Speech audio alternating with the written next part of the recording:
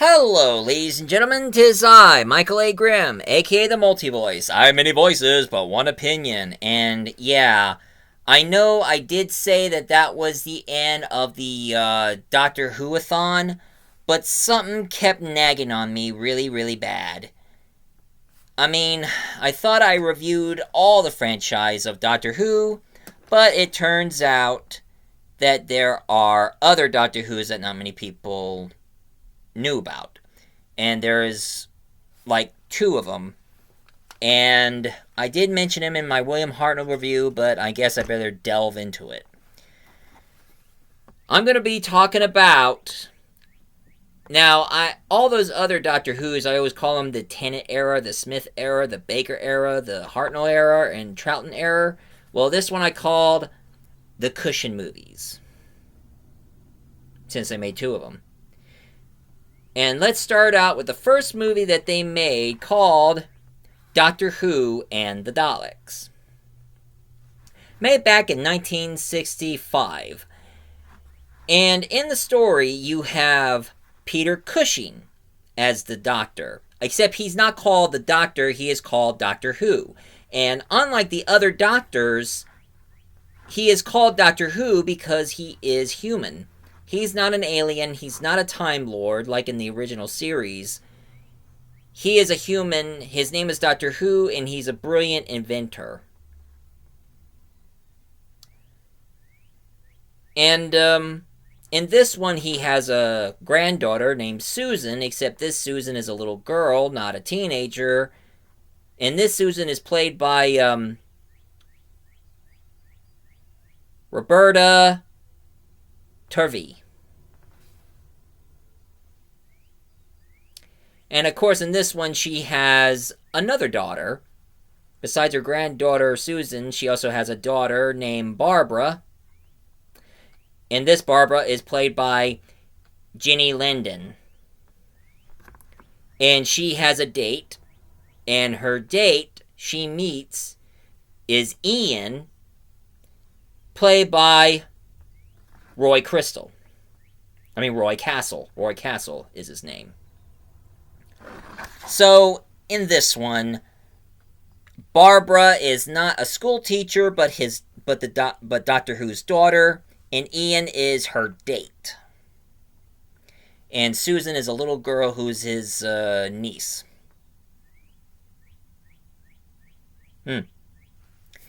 And believe it or not, he's a human who doesn't use a sonic screwdriver at all. Never used a sonic screwdriver. He just has a Phillips screwdriver. And also,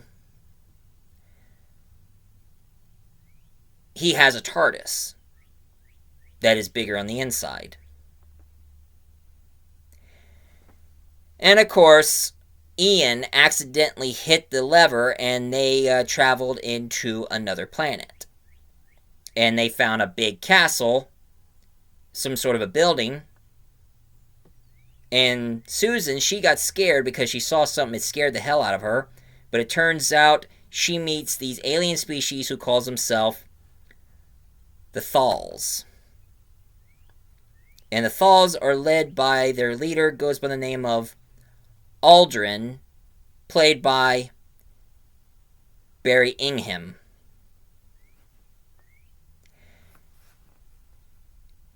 And it turns out that these Thals, they're at war with the other... not exactly war, but they're kept getting killed over the evil alien species known as the Daleks. Now, I gotta say, unlike the Daleks from the original classic series of Doctor Who, these Daleks are very colorful, and not all their hands always be a plunger. They even have a claw. Pretty interesting. And of course, the Thals are trying to realize why is the Dalek trying to kill them, because they come in peace. But Doctor Who tells them all they want to do is to conquer. They don't want any peace. And they thought if they can try reason with them, they'll know they're a threat. But that's the problem. They don't care. They want to kill. They want to conquer. That's their plan. Wait a minute. The premise sounds familiar here, folks. What was the premise? Doctor, Susan, Barbara and Ian meet the Thals, encounters the Daleks. Oh yeah. Doctor Who, Daleks. William Hartnell's episode, 1963. Now, that episode was made in 1963, and this movie was made in 1965. So it was a couple of years. So what they did, they took one of William Hartnell's episode and made a theatrical movie. But there's one thing that does bother me, though. One thing that bothers me. Since Peter Cushing is the Doctor Who, out of correctness, is in this, where's Christopher Lee? Sorry, folks. I grew up with I grew up watching Hammer films, and to me, you can't have Peter Cushing there without Christopher Lee in this. Although it would be kind of interesting if they did introduce Davros in that movie, and have Christopher Lee playing Davros going like, "Hello, Doctor Who. I am Davros, in charge of the Daleks. Daleks, destroy this Doctor Who and his friends."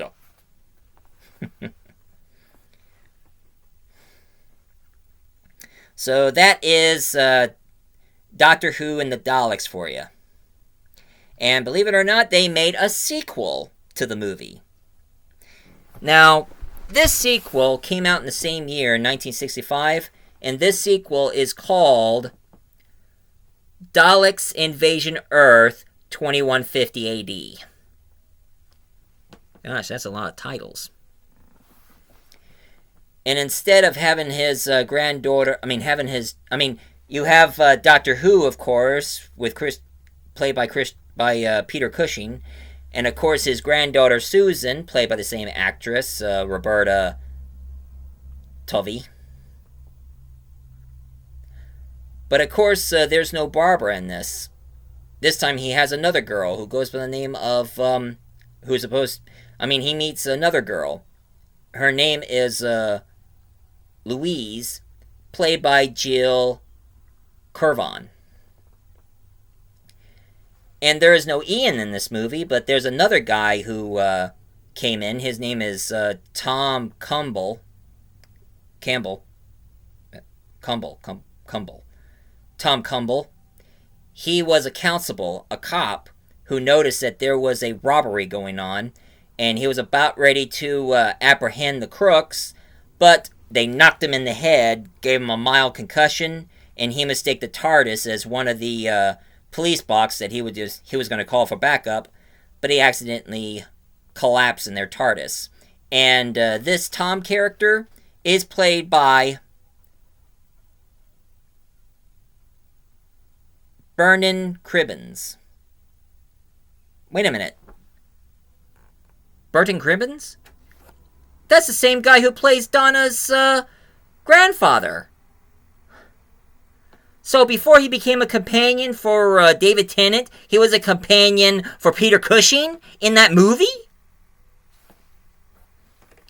But anyway, in their TARDIS, they took him into the near future of Earth in the year 2150, where it turns out the Daleks had invaded Earth, and now they have a group of people that they turn them into slaves by we're making them into human robots, which they call them Robo-Men, who only do what the Daleks tell them.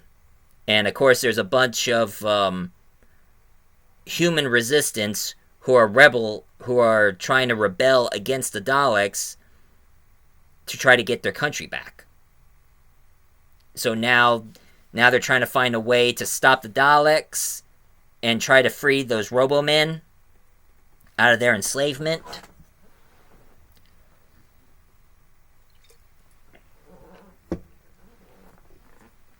There's a little backstabbing here and there in some of the scenes in that movie. And wait a minute. That movie is familiar too. Was there an episode where the Doctor went to the near future on Earth and it was overtaken by the Daleks? Oh yeah, another William Hartnell episode. Doctor Who, The Dalek Invasion of Earth, 1973. Son of a bitch! Damn it! If they want to make their own Doctor Who, they should be more original. Oh. There you have it, folks. 2 Peter Cushing movies, which there are actually copies out of William Hartnell's episodes. Thank goodness they didn't go any further. They'll take some of Patrick Troughton or maybe Tom Baker's episode and make it become Peter Cushing episodes. I mean, nothing against Peter Cushing. He's a great actor. And so is Christopher Lee. But at least this Doctor Who doesn't abandon his granddaughter Susan because she's a little kid, for God's sakes.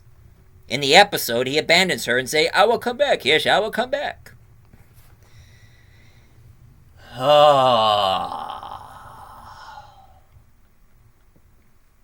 Well, there you have it, folks. My review of the Cushing movies. And that is definitely, honest to God, the end of Doctor Who. Oh yeah, and I also heard that they're still planning on second season. They're going to be introducing another character, somebody new who's supposed to be like a human cartoon or something, who's playing by that same Scottish actor who played King James on the Whittaker era. And I hope you guys enjoyed that one fan-made audio I did.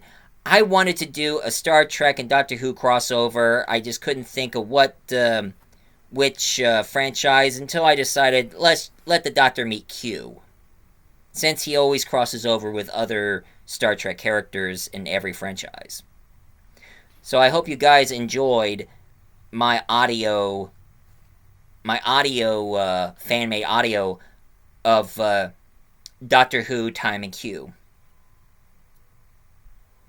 So this is definitely, honest to God, the end of Doctor Who. And if any of you like my review of Doctor Who, please leave a comment down below, hit like and subscribe for more. And as I promised, next week...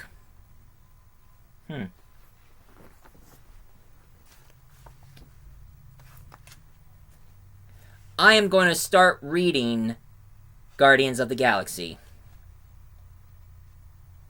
Nah, this doesn't look right. I need to read this in another angle. Ah, this is better. Time for me to put on my Star-Lord helmet and start reviewing the comic book version of Guardians of the Galaxy.